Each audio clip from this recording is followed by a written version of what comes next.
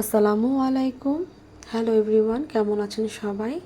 আজকে একটা মজাদার রেসিপি নিয়ে চলে আসলাম অ্যান্ড খুবই দরকারি, এটা অনেকেই খেতে পছন্দ করে। এটা হচ্ছে চাইনিজ ভেজিটেবল রান্না। তো ফার্স্টে আমি কিছু উপকরণ দেখিয়ে নিলাম, যেমন রসুন কুচি, পেঁয়াজ কুচি, কাঁচামরিচ এবং সেদ্ধ করা কিছু মাংস, মুরগির মাংস নিয়েছিলাম আমি। আর এখানে হচ্ছে নিয়েছি পেঁপে, বরবটি, আর সাথে হচ্ছে যেটা চিচিঙ্গা বলে, চাইলে কিন্তু সেটাও নিতে পারেন আপনারা। তো ফার্স্টে হচ্ছে কড়াইতে আমরা তেল গরম করে নিয়ে নিব। চাইলে কিন্তু আপনারা এখানে বাটারও ইউজ করতে পারেন। তো আমি এখানে আজকে তেল ইউজ করেছি। তো ফার্স্টে হচ্ছে রসুন কুচি দিয়ে এটা একটু ব্রাউন কালার করে ভেজে নিয়ে তার মধ্যে দিয়ে দিলাম এখানে মুরগির সেদ্ধ করা মাংসগুলো। তারপর হচ্ছে রসুনের সাথে মাংসটা জাস্ট হালকা একটু নেড়ে চেড়ে, বা একদম ভাজা ভাজা করার দরকার নেই, তার মধ্যে দিয়ে দিলাম একটা ডিম। তো ডিম ভেঙে দেওয়ার পর চাইলে তার মধ্যে একটু লবণ ছিটিয়ে দিতে পারেন, না চাইলে নাও দিতে পারেন। তো ডিমটা হালকা ভাজা ভাজা হওয়ার পর তার মধ্যে সেদ্ধ করা সবজিগুলো এখানে দিয়ে দিলাম। তো সবজিগুলো দিয়ে আলগা হাতে বা আলতো হাতে ভালো মতো নেড়ে চেড়ে নিতে হবে। খুব জোরে নড়াচড়া করলে বা এটা নেড়ে দিলে কিন্তু সবজিগুলো ভেঙে যাবে। তো এখানে মোটামুটি সিদ্ধ হবে, মানে কোনো রকম হচ্ছে অল্প আঁচে দিয়েছি একটু গরম হওয়ার জন্য সবজিটা, কারণ তারপরে আমরা এর মধ্যে পানি অ্যাড করে দিই। তো পানিটা এখানে হচ্ছে চাইলে আপনারা সবজির যে সেদ্ধ করা পানি সেটাও দিতে পারেন, স্টক যেটা, বা আপনারা নর্মাল যে পানি সেটাও ইউজ করতে পারেন। তো এখানে আমরা গরম পানি দিয়ে দিলাম।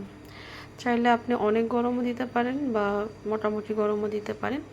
তারপর হচ্ছে এখানে দিয়ে দেওয়া হলো পেঁয়াজ কালি কুচি, এটা আমার ঘরে ফ্রোজেন করা ছিল তাই দিয়ে দিলাম।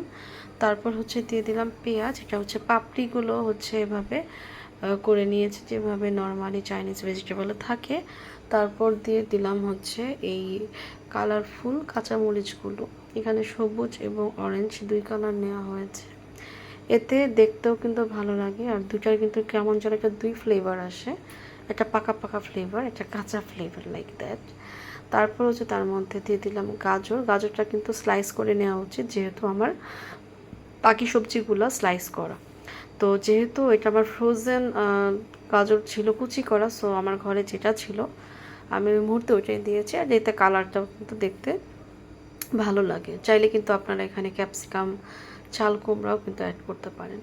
তারপর এর মধ্যে কিছু কর্নফ্লাওয়ার গুলিয়ে রাখা পানি দিয়ে দিলাম, দিয়ে তারপর হচ্ছে আমরা এটা নামিয়ে ফেলবো। এখন যেটা কথা হচ্ছে লবণটা আমার আগে ইউজ করা হয়ে গেছে। কিভাবে আমি সেদ্ধ করেছি লবণ দিয়ে, প্লাস পানিতে লবণ ছিল।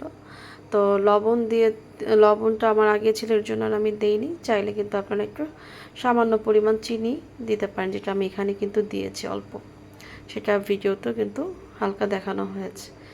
তো এই যে এটা একদম খুব সুন্দর একটা আমার সবজি হয়ে গেল, চাইনিজ ভেজিটেবল যেটা, এটা খেতে অনেক বেশি ভালো লাগে। এটা কিন্তু সাদা পোলাও, তারপর হচ্ছে চাইনিজ ভেজিটেবলের সাথে খেতে পারেন। তো আজকে এই পর্যন্তই, আল্লাহ হাফেজ।